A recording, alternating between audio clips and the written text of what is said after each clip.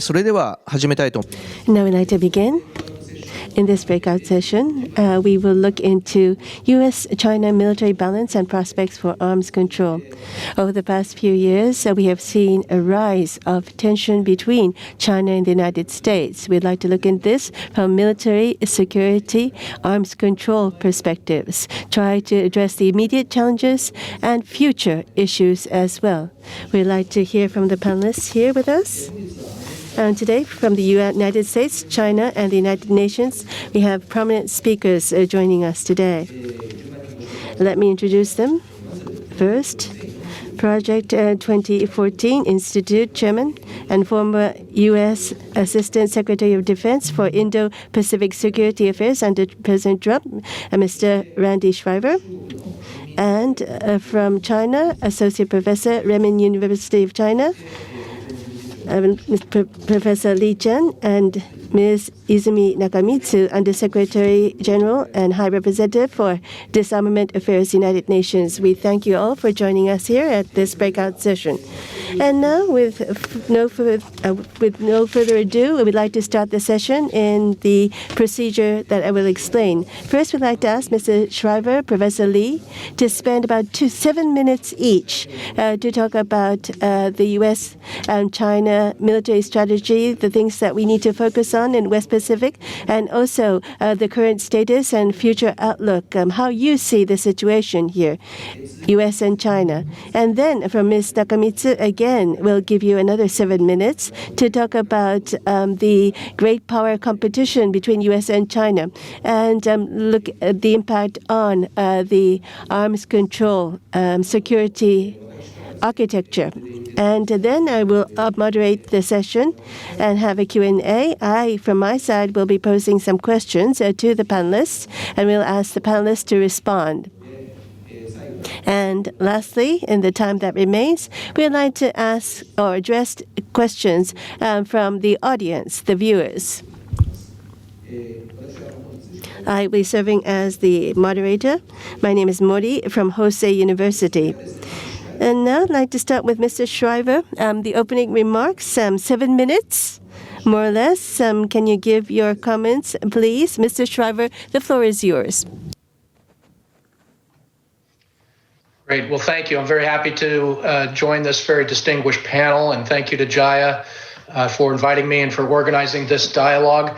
That's a pretty challenging list of issues to cover in 7 minutes, but I thought I would try to give a general overview of what is potentially impacting stability, deterrence, and how our respective strategies and capabilities are unfolding in ways that will continue to stress and challenge deterrence. And I will attempt to make 6 quick points in 7 minutes. Point number one of the dynamics that's really impacting stability and deterrence is the fact that the PLA is getting better, and the PLA is getting better faster. So this is obviously a result of massive investment, double-digit growth in defense budgets for many years now. But it's also a result of reforms that have focused on enhancing the capabilities of the warfighter. It's a product of civil-military fusion, where the PLA is able to incorporate emerging technologies into capabilities and into their warfighting strategy in the speed of relevance. And so they're getting better faster, and so that changes the deterrent quality and dynamics. Point number two, although they're getting better and getting better faster, the PLA remains largely untested, particularly when you think about known contingencies in the Indo-Pacific and how the PLA might perform. Yes, their training is improving and the complexity of their training is growing. They're training more with other foreign militaries that might expose them to more realistic training environments. There is an expansion of their current operations in ways that stress and test the PLA. But in terms of real combat, real warfighting, this is largely an untested force. Now that can complicate deterrence because I am pretty sure that the U.S. military and senior officers will have a good sense of what they can and can't do and can communicate that to political leadership here. becomes more difficult, I think, for the PLA being untested to communicate in the most accurate terms to their civilian leadership, and for their civilian leadership to actually have an appreciation for what the Chinese military can and can't do. So when you add perceptions of the other side and taking into account one another's geopolitical moves, this quality of being untested does in many ways challenge deterrence and stability. Number three, a point about China's strategy. I think we need to think about the PLA strategy as being really embedded in a larger national security strategy and national defense strategy. And of course, the CCP strategy in most cases is still to win without fighting. And in fact, they don't necessarily think of war in the same binary sense that we do of wartime versus peacetime, fighting or not fighting. In fact, war and struggle is more of a constant state. And so much of political rhetoric, influence, operations, perceptions management, and the like are really driven toward that end of winning without fighting and trying to impact Taiwan's confidence, impact the U.S.'s confidence in our understanding of whether or not we would prevail in a particular contingency, undermine our standing with our alliances, and the like. So again, the strategy is not purely a military one, but really a blended one of other types of warfare. Number four, when you get into the more military and warfighting aspects of deterrence, certain things are pretty constant and consistent. Chinese objectives, national objectives are pretty consistent. Protection of sovereignty, protection of her periphery and sovereign concerns. And through the development of dealing with potential U.S. intervention and the development of particular capabilities, we've seen an evolving what Western analysts often call the anti-access area denial strategy. Of course, that is an English term and a Western term applied to China's strategy. The Chinese in their own documents refer to it as a counter-intervention strategy, which I think is actually revealing about how they think about it and its evolution. And I think that the important thing here is the evolution is one in which originally it was taking advantage of U.S. vulnerabilities, being a forward deployed force, holding those forces at risk, primarily through ballistic and cruise missiles, and now moving into the direction of more integration of advanced technologies and advanced capabilities. I heard a senior DoD representative say last night, Chinese, and this is revealed in a lot of their writings, are thinking about the fight as being less metal on metal and really more systems versus systems. So as we've adapted to the A2AD environment, the Chinese have as well with the introduction of these emerging technologies such as AI, hypersonics, potentially quantum computing down the road and the like. So system versus systems. Point number five, the U.S. strategy, and it's certainly documented by the previous administration. The new administration will have a chance to have their own say in it. But really, deterrence in the Indo-Pacific comes down to one thing, and this is about, can the U.S. sustain a fight?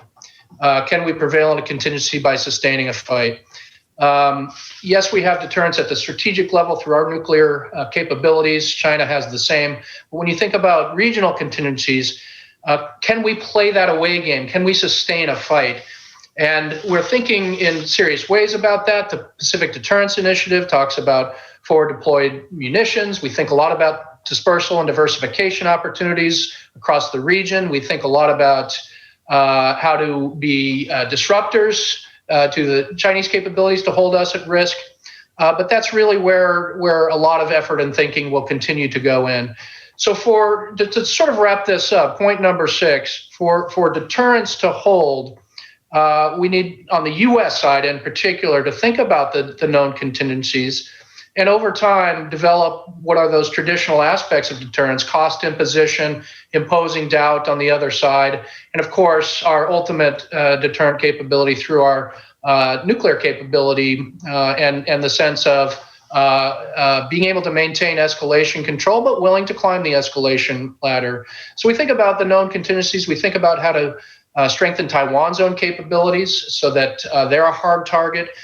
We think about how do we introduce new problems for the Chinese military. What will we do, for example, in a post-INF world?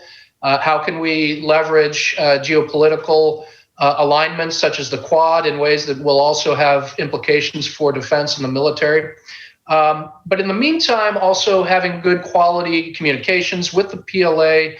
Deterrence does rely on being able to communicate accurately and in convincing and compelling ways. And I'm afraid our communication is not good right now. Historically, when we've developed crisis management modalities, crisis communication modalities, they've been good on paper but tend to fail when we need them most. So these are efforts that need to continue to be pursued and with a sense of purpose, given the rising risks and the various challenges to deterrence and stability I mentioned. I apologize for going about a minute over, but I look forward to the discussion. ありがとうございました。 Thank you very much. I'm afraid that time was constrained, and yet you listed a number of very important issues. I thank you very much indeed. And next, I'd like to ask Professor Lee to speak in about 7 minutes as an opening. Thank you.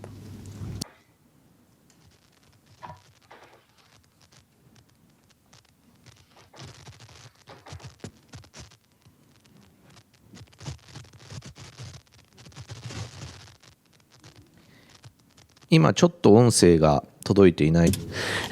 have an audio problem. 少しお待ちいただけますでしょうか。 We ask for your indulgence.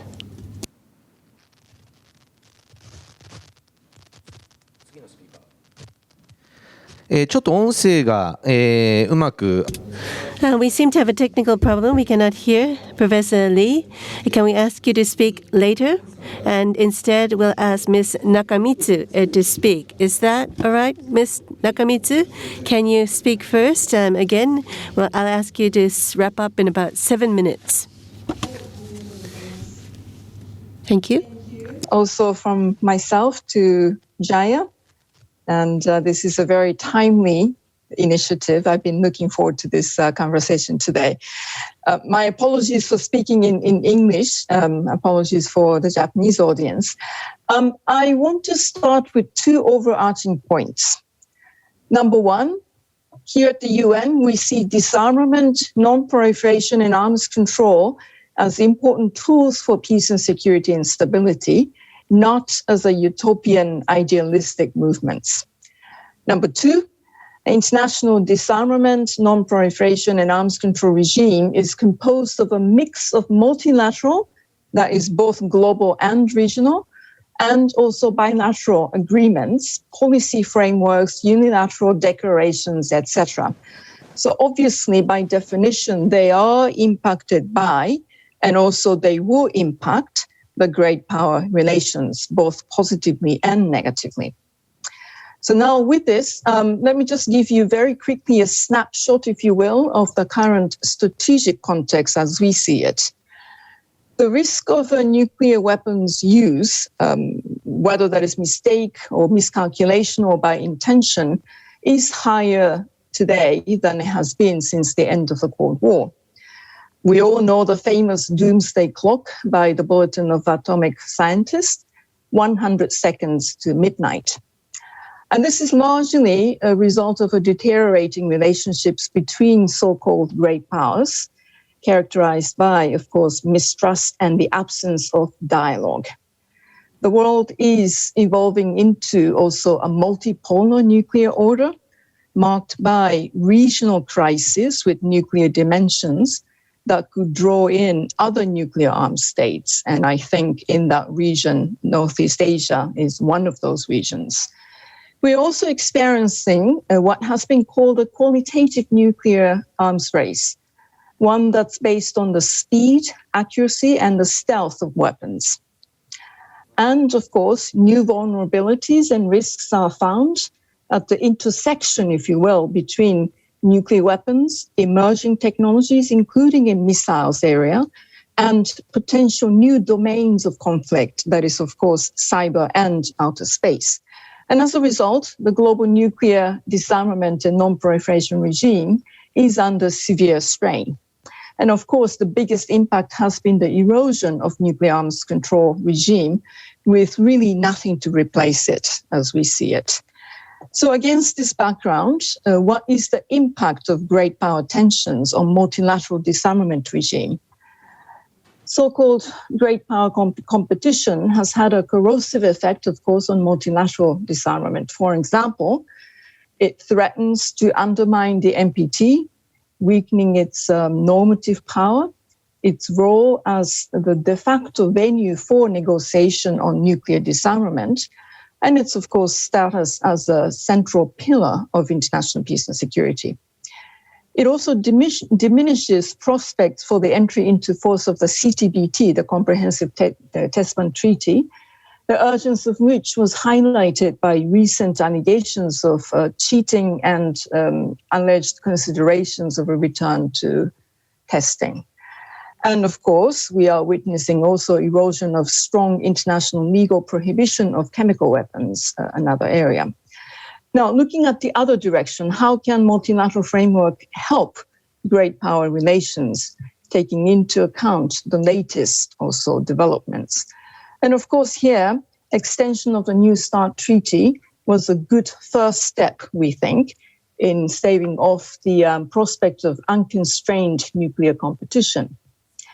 The pressure, I think, is now on to use the next 5 years to develop the frameworks that can build on existing gains while taking into account the challenges of today, including the need to move beyond bilateral arms control and to include also all types of nuclear weapons.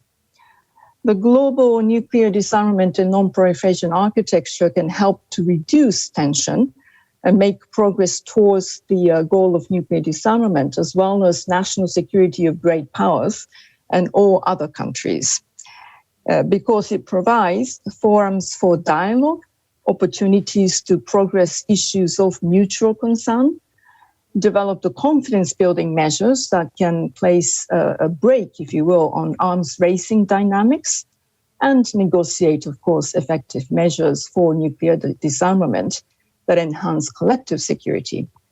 Now, the so-called P5 process in the NPT context, for example, could facilitate greater transparency and accountability, including for implementation of previous commitments, and drive initiatives to reduce nuclear risk, of course, on the road to nuclear disarmament.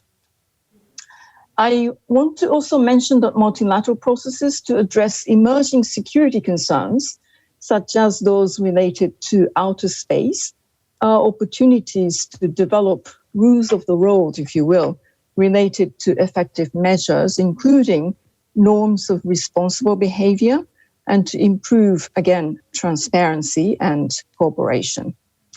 I also think there is a growing understanding that there will have to be broader discussions on a new vision for disarmament and arms control, because so much has changed, not least the emergence of new technologies, AI, cyber, and new types of missiles technologies. Now, great powers such as China and the United States should work together to refresh and reinvigorate the global regime so that it will remain fit for purpose to tackle the evolving security situation of the day, improving not just their own security, but also the security of all of us. If I could make just one observation, I hope COVID-19 pandemic has made clear that a broader view of national security and defense matters is in the interest of all. And international and multilateral cooperation structures are there as instruments to better manage the risks of systemic instability from growing geopolitical competition and to benefit all states, including the United States and China. I'll stop here, and I also look forward to the discussions. はい、ありがとうございました。Thank you. So how the great power relationship is affecting the situation, I think it was very succinct, and thank you very much for talking to the point. Next, I would like to ask Mr. Lee, are you okay? Again, I would like to give you 7 minutes for your opening remarks, please. Thank you. So I think I will follow the questions provided before the event. And I think the first question is about Chinese defense policy in the Western Pacific. And I think our intention is relatively transparent because you can refer it to the 2019 white paper on our defense policy. And I want to highlight a few points here. And I think the first point that our defense policies defensive in nature because I think since the founding of the PRC to today, in 70 years, more than 70 years, we apply active defense. That implies that we will never initiate war and we will never fire the first shot. And I think what are the major goals for the Chinese military in the Western Pacific? I think they include national defense and also prevent Taiwan independence, prevent and defeat Taiwan independence. And we also need to safeguard the Chinese maritime rights and territorial integrity here. And at the same time, we also put a lot of emphasis on regional stability as well. And I also wish to mention that our policy toward nuclear weapons is that we will never use our nuclear weapon first, and we try to maintain a very minimal but effective nuclear deterrence.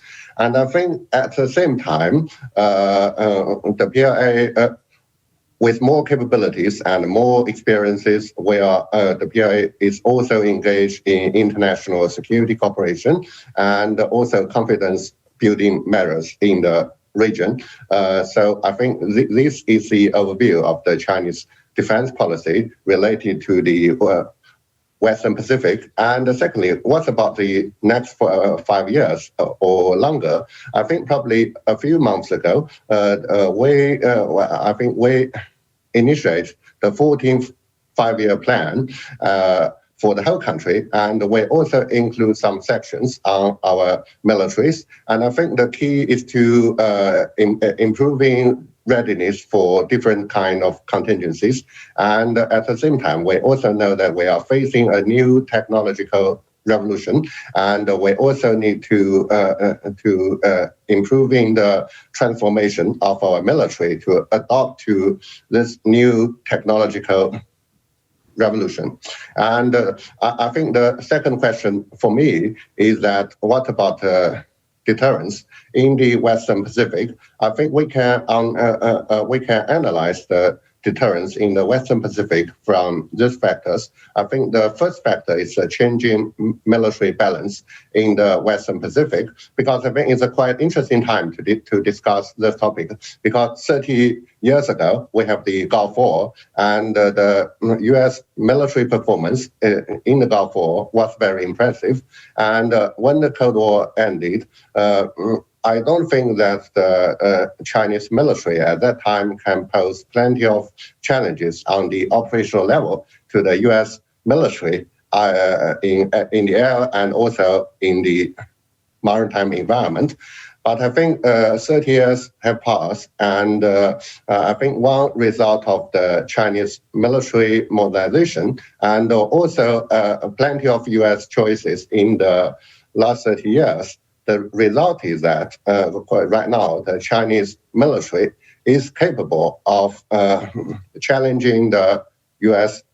military in the Western Pacific, in the maritime environment, and also in the air. So on the operational level, right now, the U.S. military in the Western Pacific face plenty of challenges from the Chinese.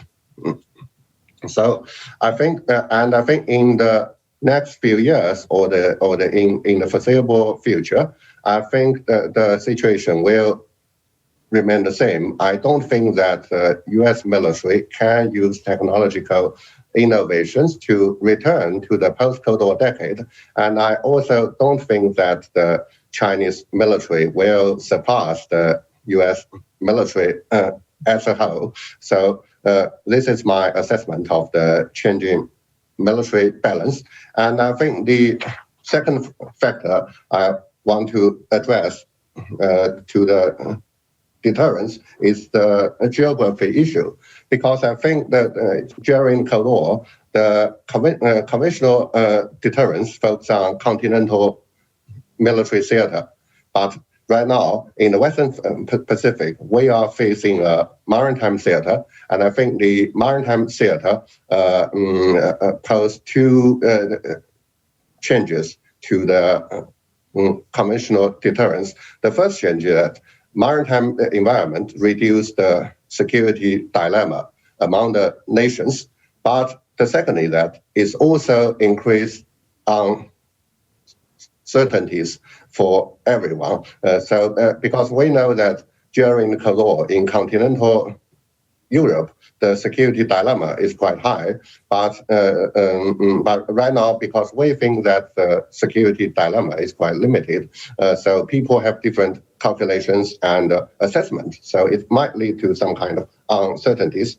And I think when we discuss deterrence, we should not ignore the importance of political calculation and determination. And I think this is a very interesting topic in the Western Pacific, because for the same issue, probably for the US side is alliance commitment and the geopolitics, but for the Chinese side, they are national reunification and territorial disputes. So the political background is totally different for the same issue to different parties. And I think probably the final factors affecting the deterrence here is the perceptions of force, because I think during Cold War, decision makers are quite familiar with the experience of the previous great power conflict, like the First World War and the Second World War. And I think they also developed some shared awareness on the dangers of the nuclear war. And I think probably one challenge for us today is that we live in peace for so long, and probably it's quite difficult for people to imagine the limitations of force as a tool in national policy or something like that. So I think that the deterrence issue is quite complicated here. And I think the final question for me is the how to manage security competition. I think both the Chinese and the US do not want a direct military conflict with each other in the Western Pacific. But I also find that one problem for the US thinking is that probably on one hand, they would like to intensify the military competition in the theater. On the other hand, I think they probably put a lot of emphasis to the narrowly defined crisis management. I don't think that, I think the crisis management mechanism is extremely important, but I don't think that they are adequate to control the competition in the theater. Because I think even for the Cuban Missile Crisis, you can think about that. If you make tiny mistake, probably the history will change. So I think we still need some reassurance and need some agreement on the larger pictures, such as policies and how can we accommodate with each other in terms of those security issues in the Western Pacific. And these are my ideas on these questions, and I'm looking forward for discussion. Thank you. はい、ありがとうございました。Thank you. From the perspective of China, what does the reality look like? I think many important points were raised. Thank you for that. Now, well, from myself, I would like to ask questions first to Mr. Schriver and Mr. Lee, these two gentlemen. Now, number one, again, it was a topic for today, the security with respect to Western Pacific. I think the issue of Taiwan is something that we cannot avoid discussing. Now, of late, over Taiwan, the armed conflict could possibly happen between the US and China. That's a topic of discussion. And now, going forward, for example, within 5 years, between the US and China over Taiwan, when it comes to possibility of armed conflict, how do you look at it? What's your view? And if, say, a Taiwanese crisis, if that escalates into war, if that ever happens, for example, what would be the scenario that's possible? On these issues, Mr. Schreiber and Mr. Lee, I would like to ask you to address this question. So, starting with Mr. Schreiber, please. Well, thank you for the question. I do believe the risks are rising. I think the risks are rising for a number of reasons. I think, unfortunately, the PRC policies toward Taiwan have driven sentiment on the island of Taiwan away from the idea of a future one China, away from the idea of political reconciliation, and more towards either independent political system or de facto independence in perpetuity. That combined with growing PLA capabilities and a more assertive and a leadership more willing to accept friction and risk in a variety of scenarios, but in particular Taiwan. All of this to me makes me conclude that the risks are rising. I think we have every interest to avoid a conflict. Conflict over Taiwan would be extraordinarily costly. It would be costly for all parties, no matter who prevailed.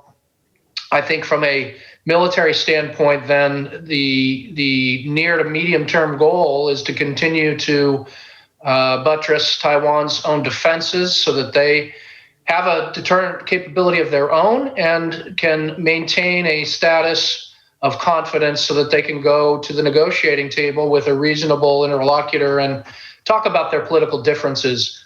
We haven't seen that for quite some time.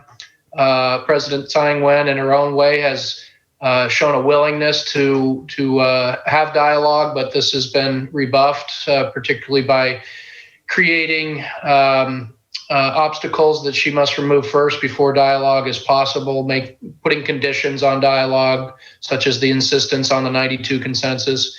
But nonetheless, I think that's what's most important, is that the two sides find the ability to sit down and talk about differences and talk about a more peaceful, stable future. So in the meantime, it's about maintaining military deterrence so that the PLA has doubt, is concerned whether or not they'd be able to reach their military objectives. And we do that by assisting Taiwan in their own defenses, as well as enhancing our own contingency capabilities and planning. But nobody wants the military to be the solution or the tools that are used to address these differences between the PRC and Taiwan. These are meant to be enablers to hopefully an eventual peaceful dialogue between the two sides. ありがとうございました。Thank you. Next, Mr. Lee, please. The same question. So within 5 years, is there a possibility of a crisis leading into war? Okay. Thank you. So I think I do agree that the tensions in Taiwan are higher today than 5 years ago. And I think it's largely due to changes in local politics in Taiwan and also the U.S. strategy of competition against China. And I think the Chinese government and also the PLA have to respond to these changes in order to maintain the balance. I think the PLA military modernization in the last 30 years, as I just said, improved its ability to deal with all the contingencies around Taiwan. But I think we still have chance to avoid the worst case scenario. I think firstly, because PRC government policy, I think we have plenty of continuity with regard to Taiwan. Firstly, we focus on preventing Taiwan from independence. And secondly, I think we are still trying to achieve unification in peaceful ways. And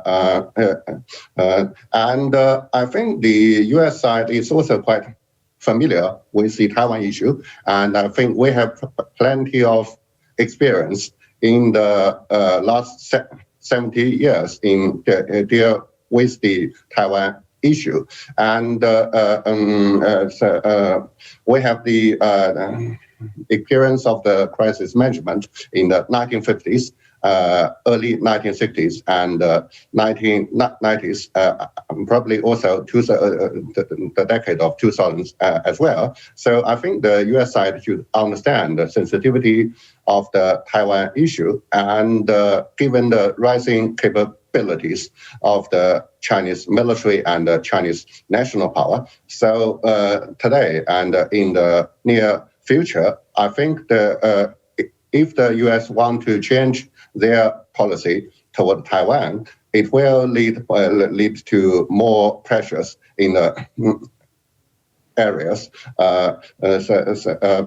But I also agree with Randy that if we can talk with each other and bring our past experience into the picture, and probably we can avoid the worst case scenario. Thank you.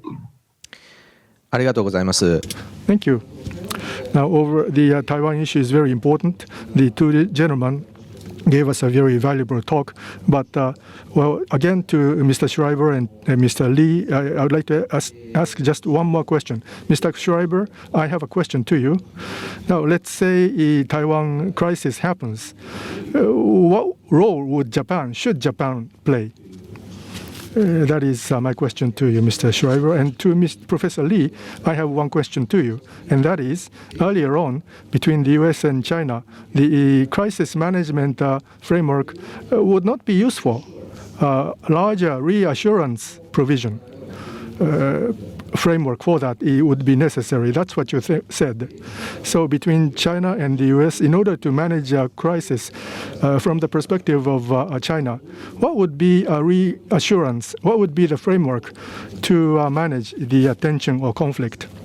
So, Mr. Lee, specifically, if you can say something about it. So first, I would like to ask Mr. Schriver to answer my question about the role of Japan. Well, first, I just want to reiterate and underscore, we want to avoid this crisis. We want to avoid a conflict that would be costly for all of us. But to your question specifically, I think I understand from speaking with friends in Japan, interlocutors in the Defense Ministry, the Self-Defense Forces, but also Foreign Ministry, National Security Council. Japan sees Taiwan as critical to its own security and Taiwan's continued existence in its de facto state as very crucial to Japan's own security. And I think one need only look at a map to understand that and understand the proximity to the Ryukyu Island chain and the southern parts of Japan and where the critical areas are between the first and second island chains in the Miyako Strait and the like. So I think Japan has a strong interest in Taiwan's continued survival in its de facto state, and therefore, if there were to be a crisis, my hope is that Japan would be supportive of U.S. efforts and Taiwan efforts to maintain deterrence and try to prevent a coercive effort to change Taiwan's political status. I think hopefully those discussions are thorough in advance and not ad hoc. And I can just tell you from my own experience in the Office of the Secretary of Defense, our discussions with Japan on Taiwan matters has matured and developed.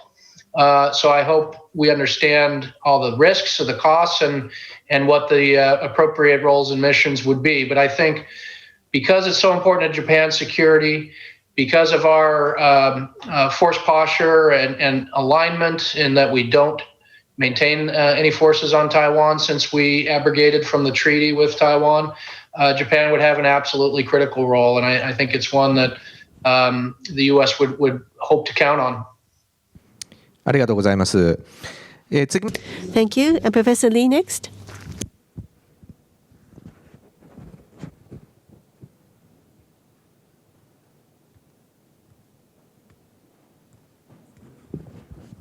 Professor Lee? ちょっと音声がミュートですかね。Okay, yes, yes. I can hear you. Yep.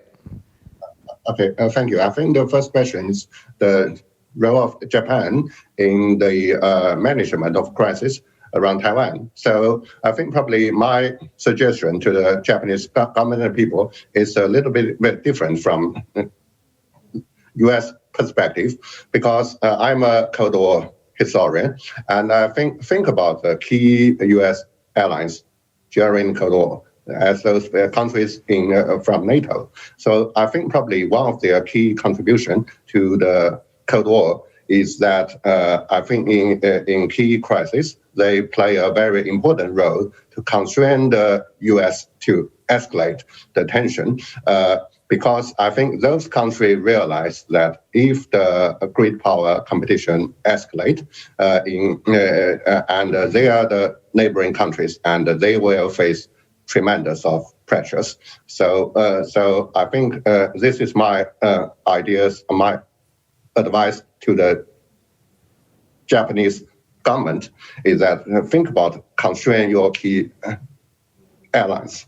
And the second question about the reassurance, I think even in under the context of strategic competitions, I think we still can develop some inclusive security order around the very important issues in the Asia Pacific.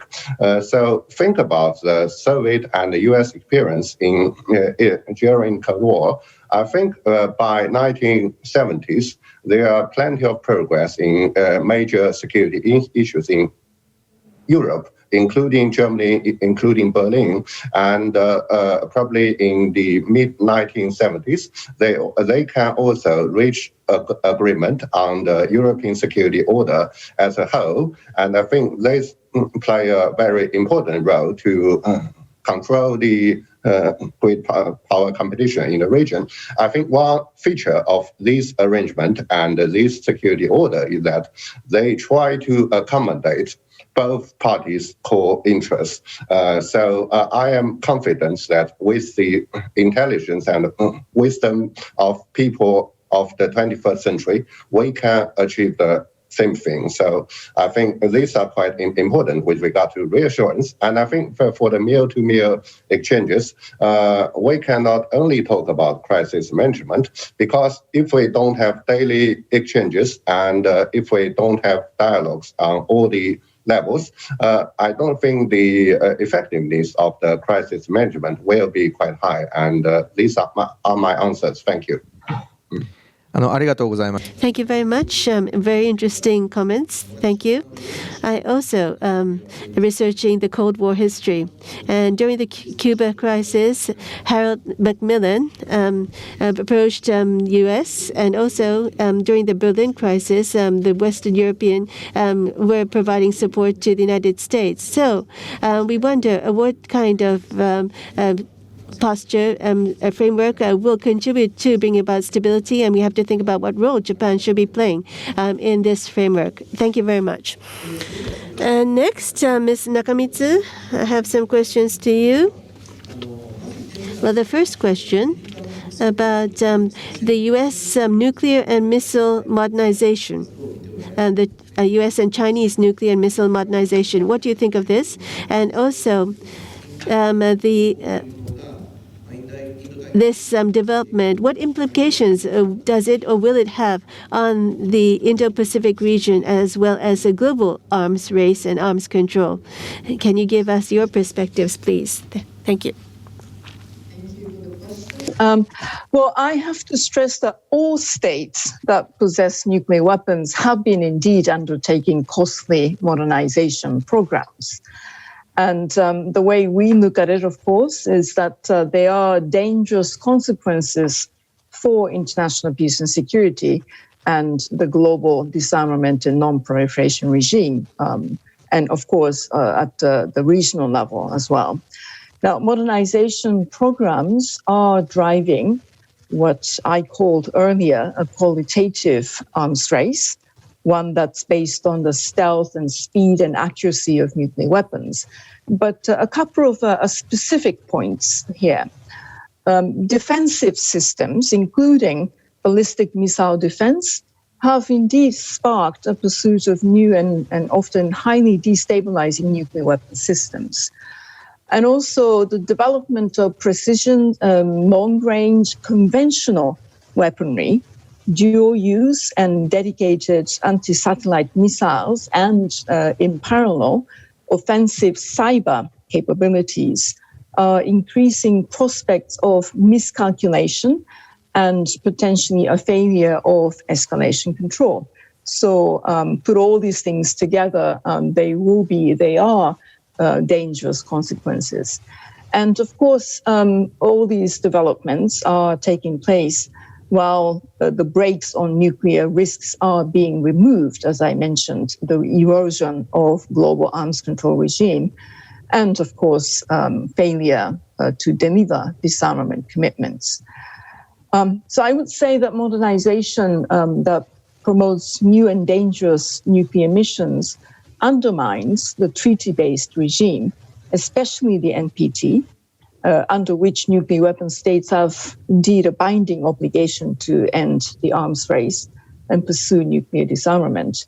Now, one thing that we need to also emphasize here is that non-proliferation, which I think we all share the interest and we all agree on, but non-proliferation and nuclear disarmament are the two sides of the same coin, and therefore there have to be commitments to both sides. ありがとうございます。 Thank you very much. Well, I think this is related to the previous question to a certain extent, but in the Indo-Pacific, there's nuclear threat. What can U.S., China, and Japan do to address this situation? And also, when it comes to nuclear arms control or disarmament, what specific things should be done? And I think there will be a number of barriers to implement what needs to be done. So what sort of obstacles can you think of that will prevent the promotion of such initiatives? Big opportunities, that is called the NPT Review Conference. But more broadly, I will be very happy to make some concrete suggestions and perhaps address to different groups of countries. I'll start with suggestions to all nuclear weapon states, including China and the United States, of course. Perhaps 5 suggestions. Number 1, China and the United States, and of course all other nuclear weapon states, we hope they will publicly reaffirm that a nuclear war cannot be won and must therefore not be fought. And they also move to fulfill the implementation of commitments made under the NPT. The second will be, we hope that they reinvigorate nuclear weapons-related confidence-building measures, such as those related to, for example, information exchanges and hotlines, and develop new confidence-building measures to address new challenges, such as declarations not to interfere with nuclear command and control or early warning systems. The third will be they should also really work together on issues of mutual concern. And there are actually some mutual concern issues. For example, non-proliferation, as I mentioned, and potential use of weapons of mass destruction by non-state actors. These are all issues that they have a common interest in. The fourth is there is a pressing need to address emerging challenges related to missiles, including efforts at the multilateral level to build common understandings and to promote transparency, one of the key words, as well as to progressively extend limits on nuclear weapon delivery vehicles. And I also think measures for mutual restraint and confidence building have an unexplored potential to build security at the regional level. In our view, for example, strategic dialogue amongst the nuclear weapon states should address the relationship between strategic offensive and strategic defensive arms, as well as the implication posed by potentially destabilizing new technologies. Hypersonic comes to my mind. The fifth, I also suggest that they consider measures to increase strategic security and reduce nuclear risk, especially given the increasing linkage between nuclear weapons and issues such as missile proliferation, advanced conventional weapons, again, and growing risk of conflict in cyber and outer space. Now, 4 specific suggestions to states in the region, including Japan. First and foremost, all states in the region demonstrate restraint in the development and deployment of new weapon systems, both nuclear and advanced conventional systems. Second, similarly, all states should show restraint in defense spending and think about how to channel those resources into dialogue and diplomacy. And the third one is DPRK related, or the Korean Peninsula. All parties need to resume diplomatic dialogue, as well as refrain from actions that may undermine these efforts to achieve sustainable peace and the complete and verifiable denuclearization of the Korean Peninsula. And fourth and final, a regional approach to risk reduction could potentially be pursued through ASEAN Regional Forum, for example, or East Asia Summit, that develops measures to address the unique nature of regions' nuclear dyads and triads. And here, again, we need to highlight linkages between nuclear weapons and other strategic issues. And 2 suggestions specifically to US and China. I think there is definitely an urgent need for dialogue between the United States and China on strategic security that includes nuclear arms control, but also other issues such as responsible behavior in outer space and cyberspace.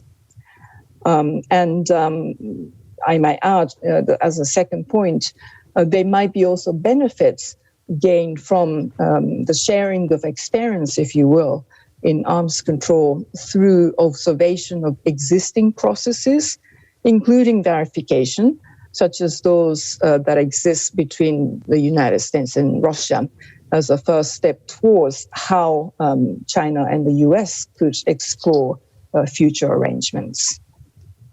I'll stop here. はい、ありがとうございました。Thank you. Now, well, we still have a little more than 30 minutes, so I'd like to invite the audience for their own questions.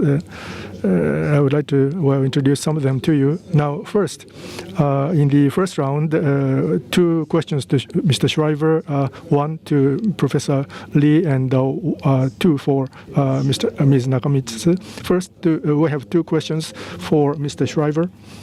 The first question: Japan's offense or strike capability in Washington, D.C., what sort of view is prevalent?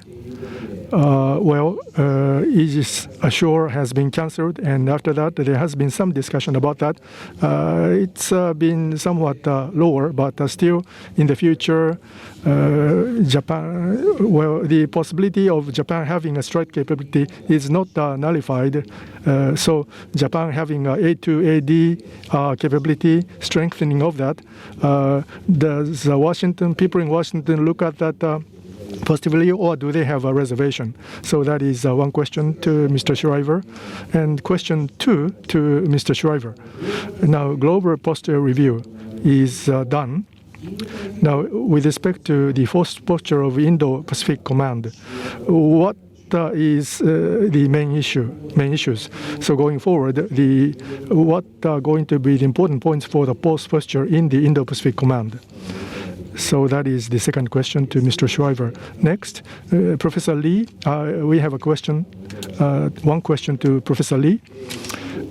From the perspective of China, the deterrence of the US and Japan, is that getting weaker or stronger? So from the perspective of China, what are the strengths and weaknesses of the alliance between Japan and the US? How does China look at this? And to Ms. Nakamitsu, well, this is a question coming from someone with a Canadian embassy. Bilateral nuclear arms control negotiations, well, to multilateral, that kind of a transfer may be possible, and that's what you said. And for China to come to such a arms control framework, what would be a possible incentive for China to join? So in the first round, to these questions, Mr. Schriver first, would like to ask you to answer those questions first, please. Thank you. Both very good questions. I think, first of all, on Japan acquiring strike capability, the view in Washington is, you might not be surprised, there's hardly ever consensus on things, but where there is consensus is that we want a capable alliance partner, and we want our alliance to modernize and develop together in ways that position us well to meet our security interests and again, have confidence we can prevail in known contingencies for the purpose of strengthening deterrence. So I realize that's a bit of a roundabout answer. I think people in uniform often don't think about military systems themselves as being offensive or defensive. It's how those systems are integrated into your war fighting and your doctrine, et cetera. Now, Ms. Nakamitsu raises a very good point about countries needing to be mindful of introducing new capabilities and what that might do to contribute to an arms race or a lack of control and leading to destabilizing outcomes. But I think your very specific question, Washington's thoughts on it, we are open to having an ally with greater capabilities as long as we do this sort of in step together and we understand roles and missions and how that might be affected by new capabilities in Japan and how we as an alliance, again, can modernize together in a way that leaves us in a more optimal position. The global posture review, we'll certainly learn more shortly when the administration speaks more publicly about it. But I think for the Indo-Pacific, you won't necessarily see radical changes to our major forward deployed bases and facilities in Japan and Korea. I think you'll see continuity largely there. But I think what you will also see is an emphasis on diversification and dispersal opportunities. My friend Kurt Campbell used to say, think places, not bases. That again, if you recall my opening comments, for us to have confidence we could prevail in contingencies for the purpose of strengthening deterrence, we have to be able to sustain a fight. To sustain a fight in a counter-intervention or A2AD environment means being able to disperse forces and make more difficult targets and enhance your survivability. So places, not bases, will mean a heavy emphasis on the geopolitical work, diplomacy, trying to strengthen relations with existing allies, existing partners who aren't treaty allies like Singapore, emerging partners like Vietnam. And I think the emphasis will be on the Indo-Pacific as the priority theater. I think that is something that will be sustained into this new administration. But within that, more of an emphasis on places, not bases. ありがとうございます。Thank you very much. And next, Professor Lee. Okay, thank you. So my question is on the Chinese perceptions on the U.S.-Japan alliance. And I think my idea is that the U.S.-Japanese alliance is very important to both countries.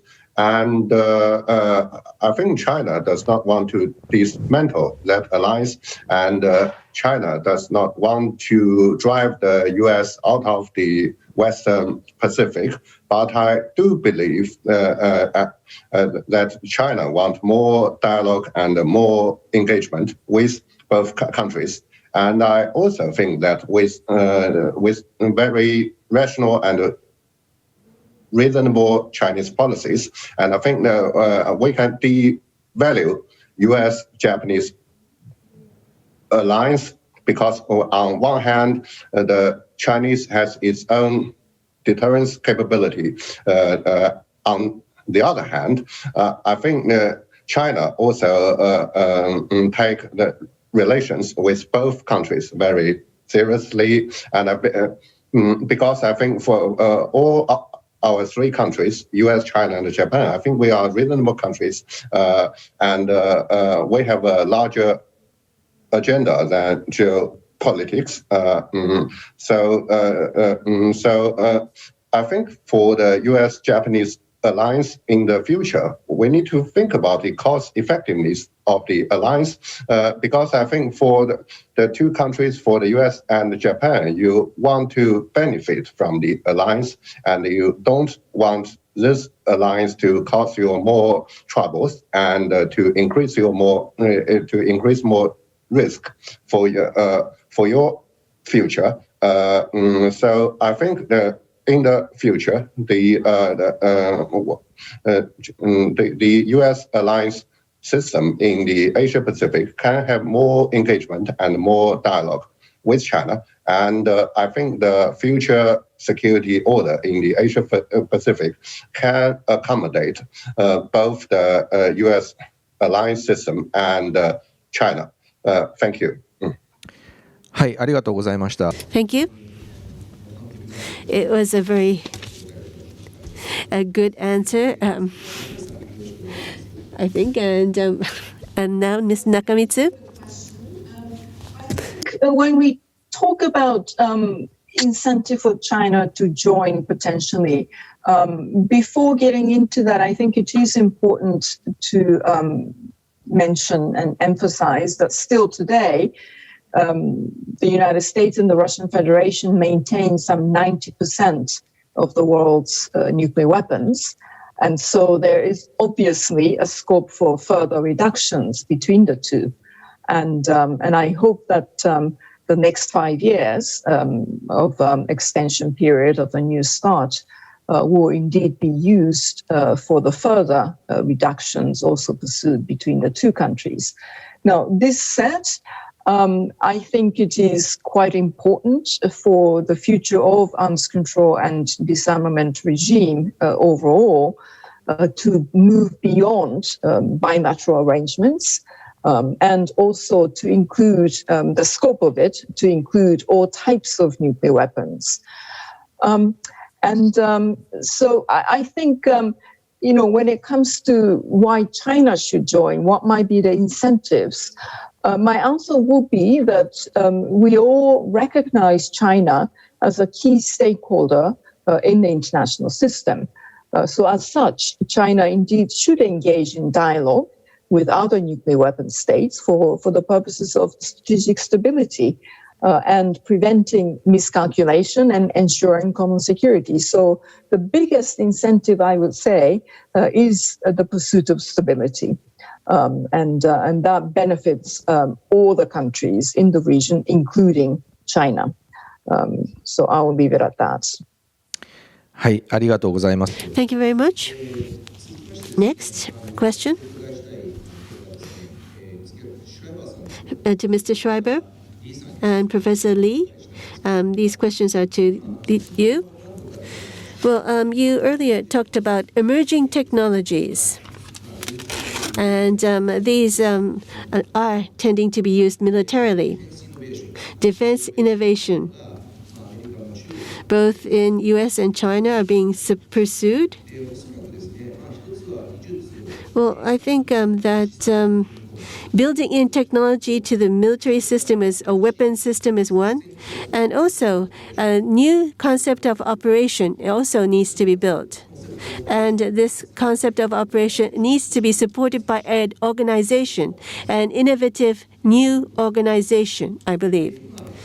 So the U.S. forces and PLA, I think they are quite symmetric. They are trying to use the same type of technologies approaches. And again, the concept of joint operations are being aimed for.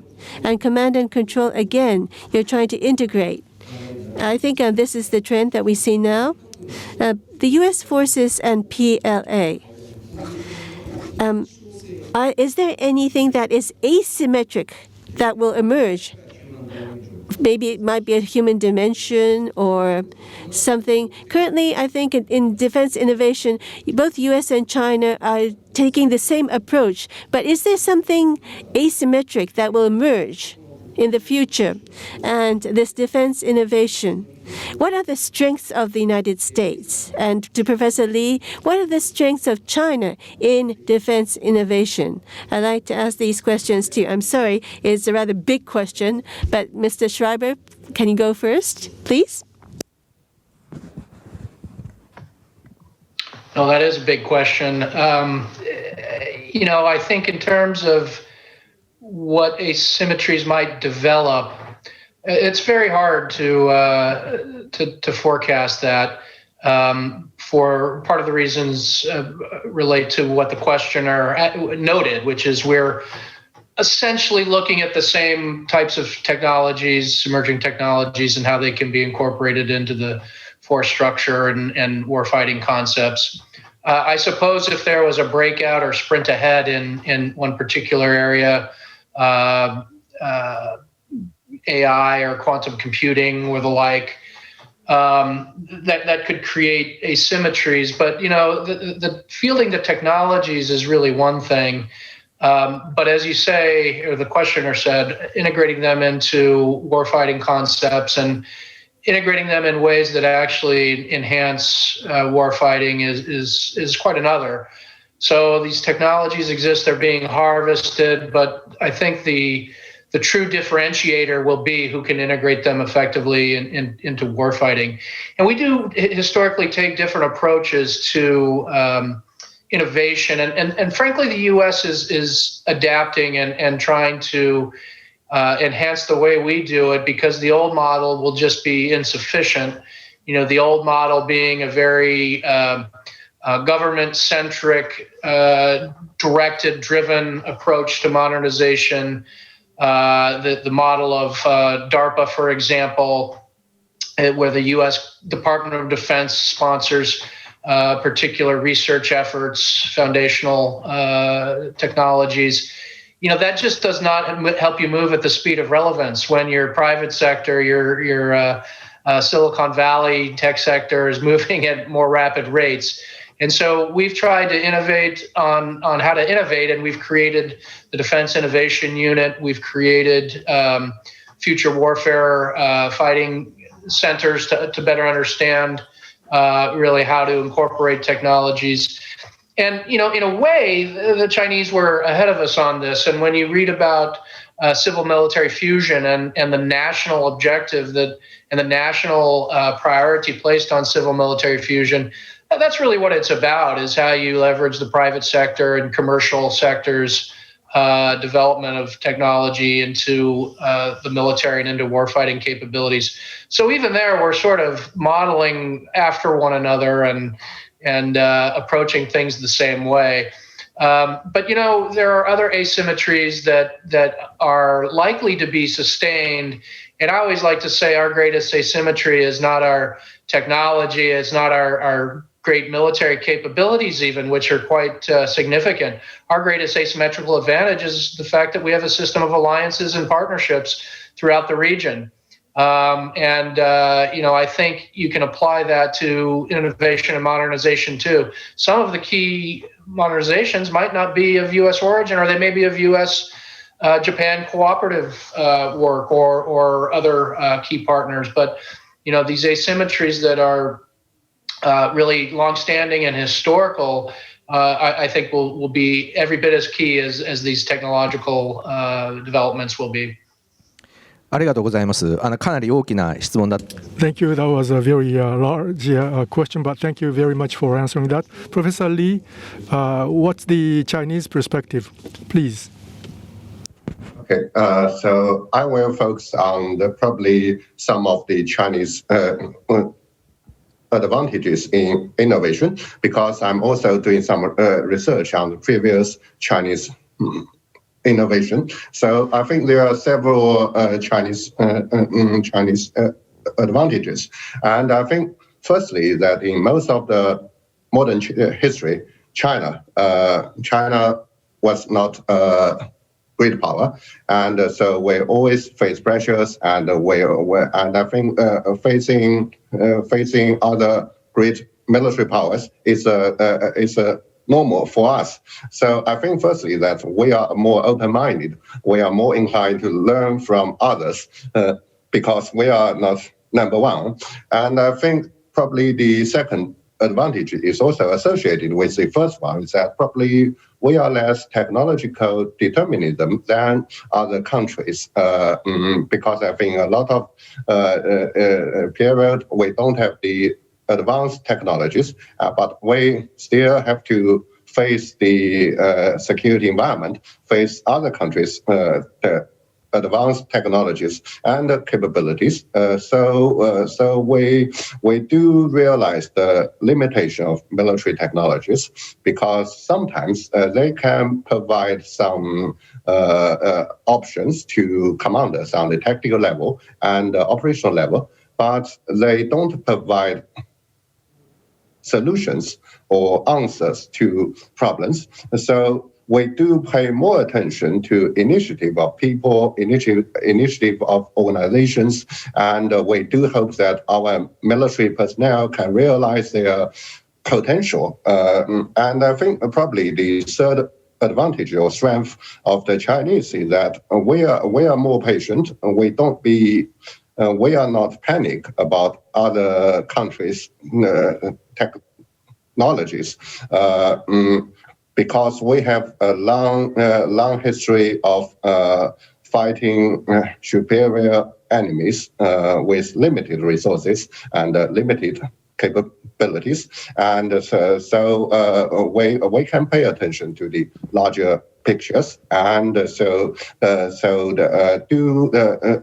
combine political, economic, military, and other elements, other tools together. So I think technology is very important, but it is not the whole of the picture. So these are my impressions on the question. Thank you.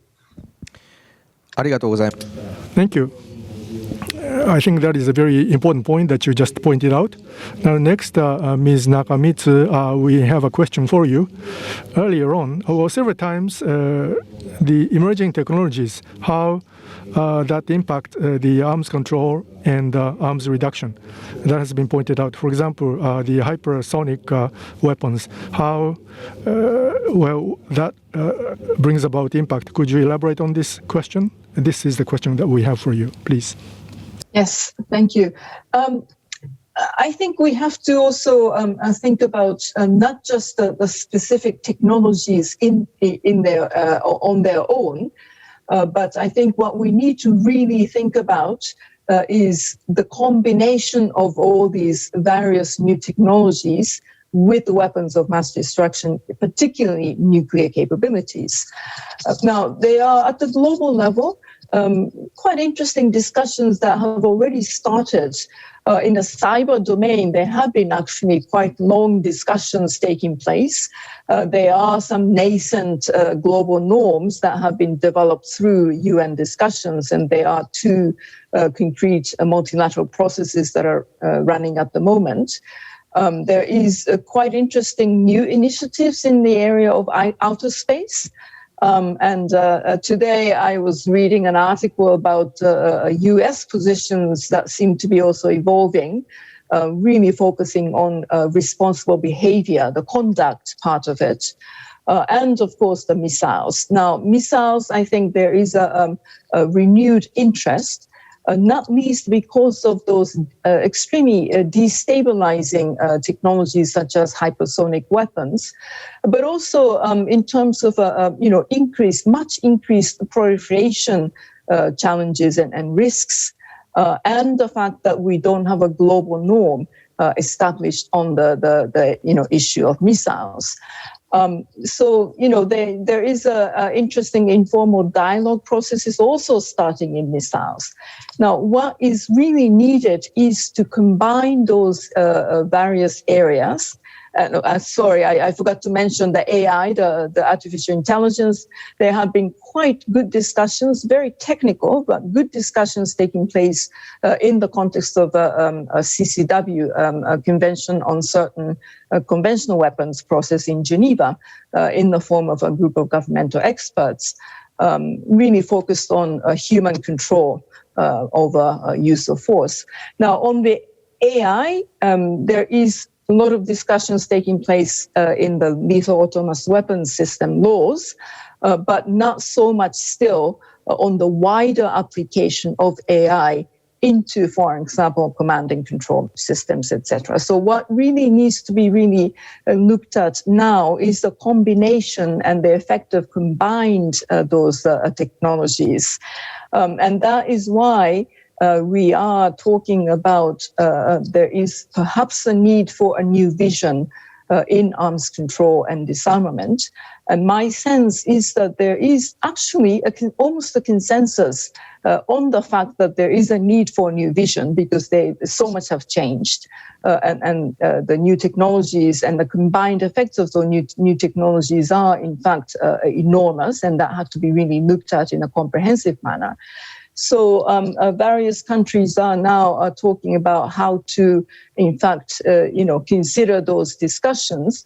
I think these can only start after the completion of the NPT review conference.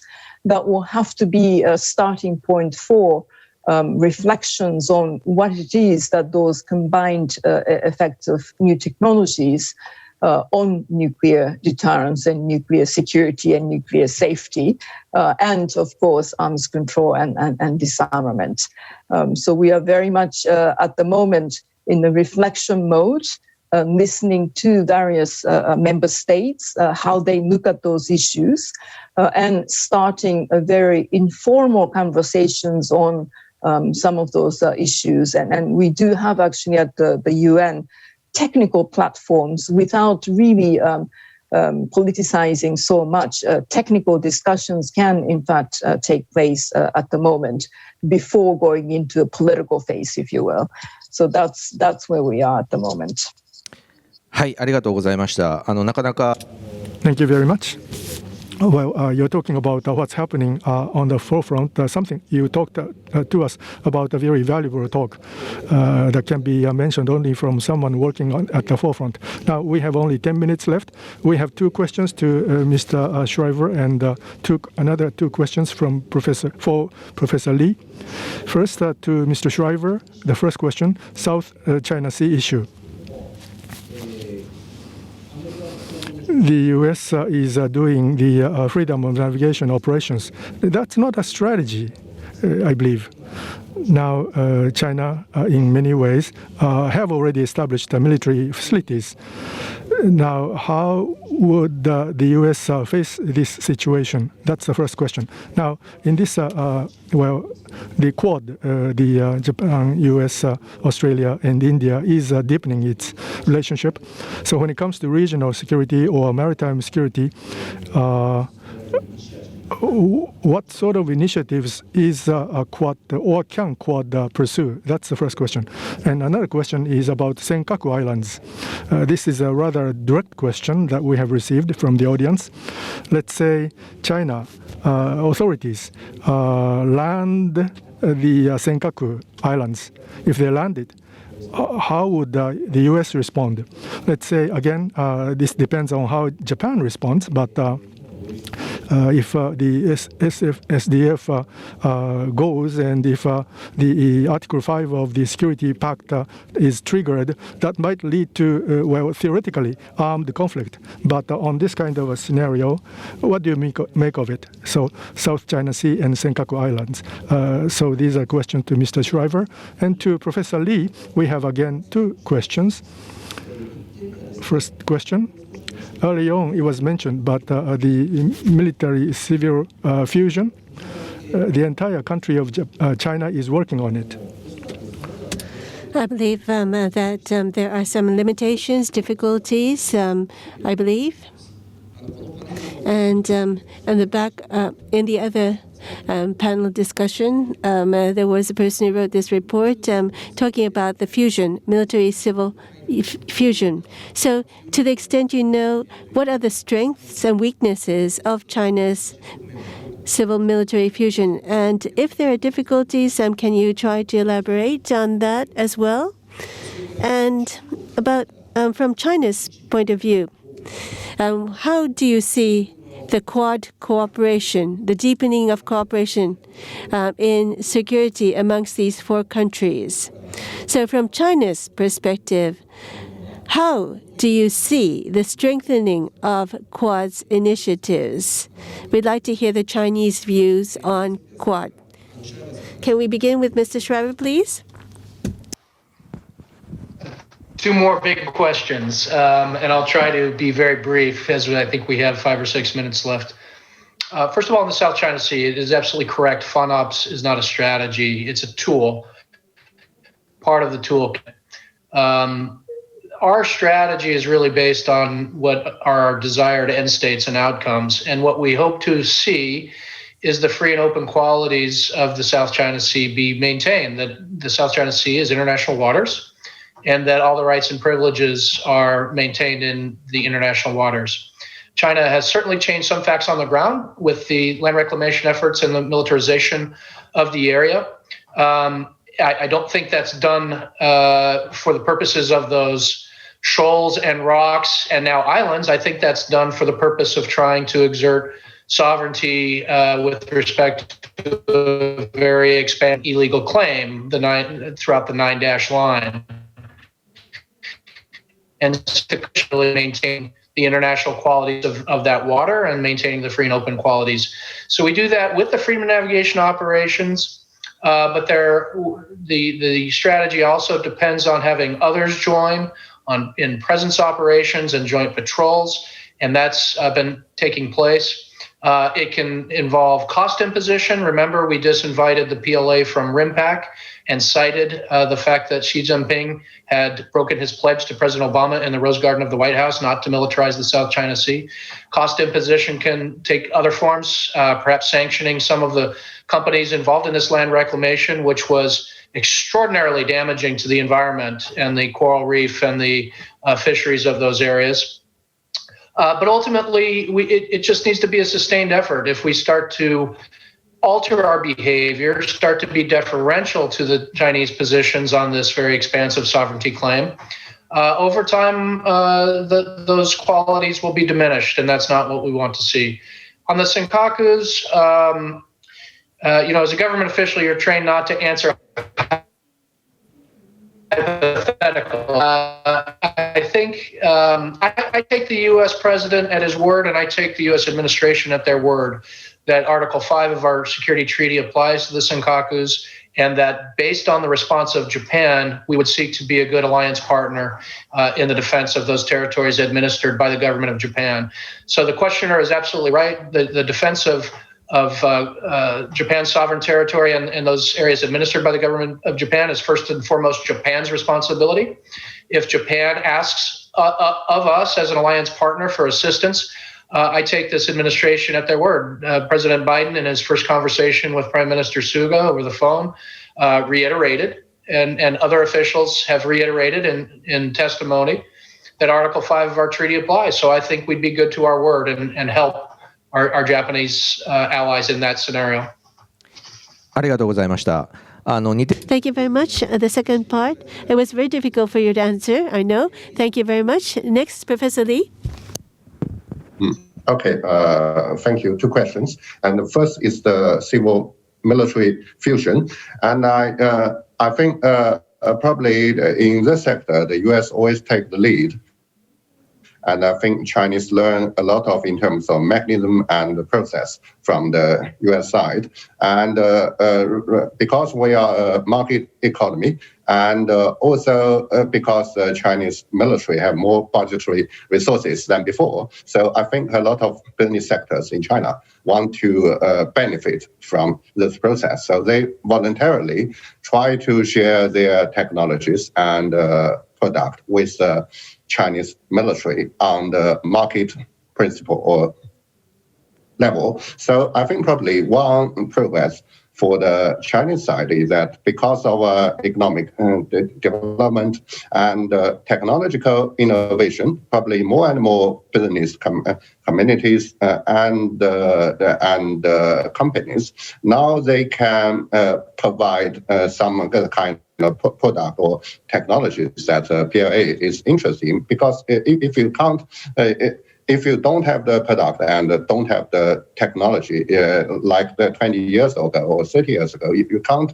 participate in the process. And I think in terms of the process, the progress is that PLA began to open its door to the business community to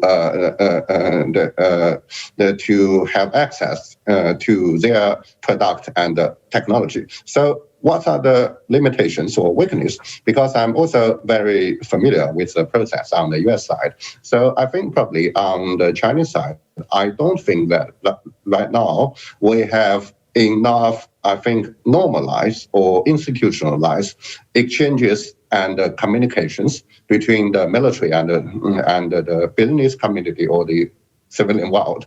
I think the military and the civilian side still don't know each other very well. So in order to improve the effectiveness of the civil-military fusion in the future, we need to have more dialogue, more exchanges, and more mechanisms between the two sides. So this is the answer for the first question. And I think for the second question about the Chinese attitude toward Quad, and I do believe that there are kind of shared anxiety towards China among the four countries.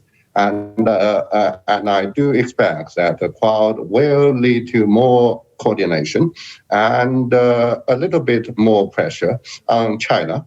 But I also think that Quad has very obvious limitations that it will never evolve into a NATO in Asia, because I think the four countries also have quite different security interests in the region, in particular in the Western Pacific, because you can't copy the US-Japanese alliance to the US-Indian relations, US-Australian relations, let alone relations among these three countries and the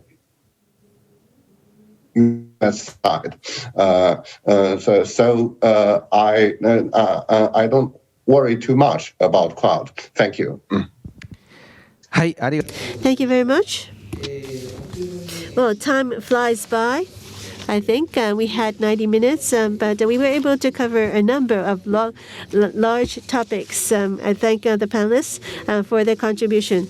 Well, U.S. and China on the one hand, when it comes to military security, there will be fierce competition, maybe, between the two countries. But at the same time, I think in the face of crisis, they will try to carry out dialogue, communication to try to mitigate the situation. I think both sides have the will to engage in dialogue. I think that is what I was hearing. At the same time, there are difficulties, obstacles that will prevent that from happening.